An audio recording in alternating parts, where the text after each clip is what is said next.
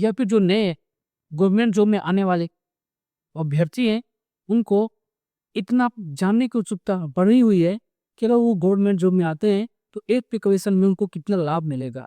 तो वीडियो ये इसी के ऊपर होने वाली है। तो अगर आप हमारे चैनल पे नए हैं तो सब्सक्राइब कर लीजिए, ताकि आपको अगले आने वाले हर अपडेट से रूबरू किया जा सके।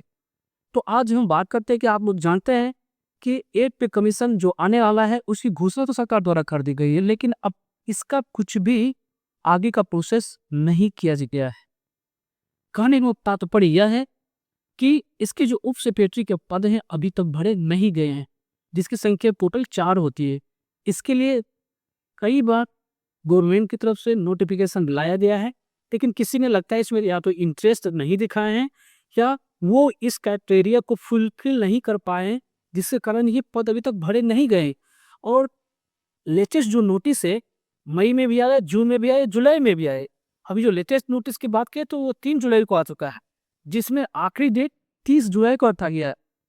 तब तक ये 4 जो उप सेक्रेटरी के पद हैं उसको भरे जाने की अंतिम तिथि है।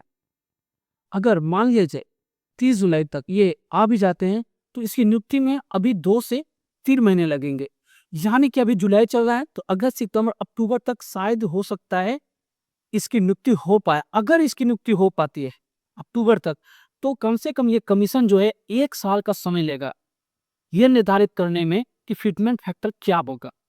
तो फिटमेंट फैक्टर कैसे निर्धारित होता है, इसके लिए ये कमीशन जो है देखेगी कि अभी महंगाई का स्तर क्या है।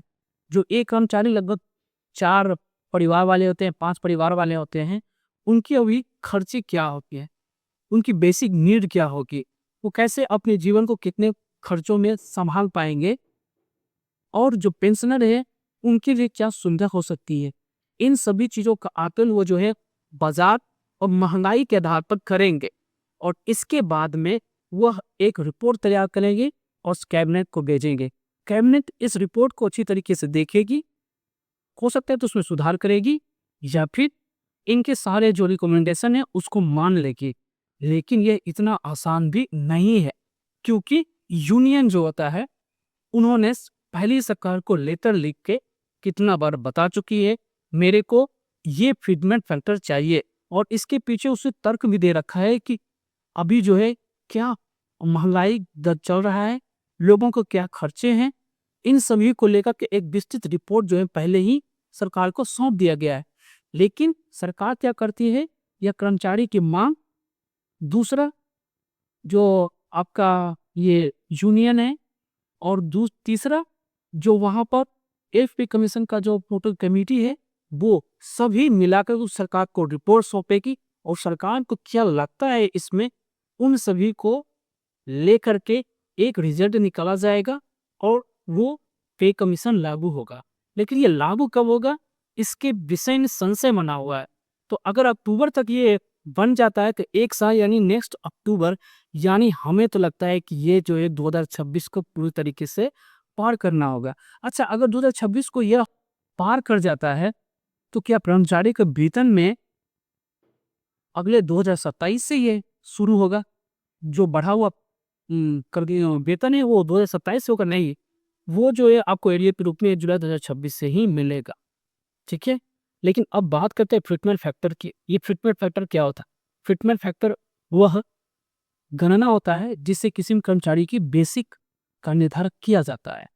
ठीक है, अगर अभी किसी कर्मचारी का श्रम रुपया बेसिक है तो आप समझ सकते हैं कि डीए जो अभी है जुलाई में 55 में अभी, और जुलाई के बाद ये स्टार्ट हो जाएगा 58, और जनवरी आते आते 61 हो जाएगा।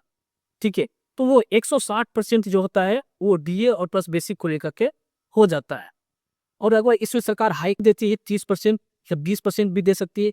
20% देगी तो 1.92 जो फिटमेंट फैक्टर निकल के आएगा, और 30% देगी तो ये थोड़ा ज़्यादा हो जाएगा। अगर 20% होता है फिटमेंट फैक्टर तो 18,000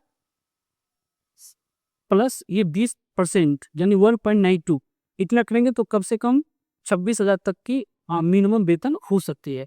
और 30% देती है तो ये वेतन और भी ज़्यादा बढ़ सकती है। कि फिटमेंट फैक्टर क्या निर्णय करता है सरकार, या फिर जो हमारे कर्मचारी हैं, जो इन सभी का समन्वय क्या मत बैठ पाता है, उसके अनुसार जो है यह तैयार होगा। समझ गए? तो ऐसे चीज़ों को जानने के लिए आप हमारे वीडियो में बने रहें।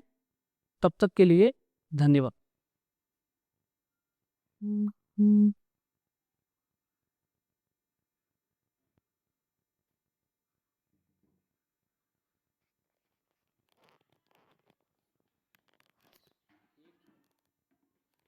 지금부터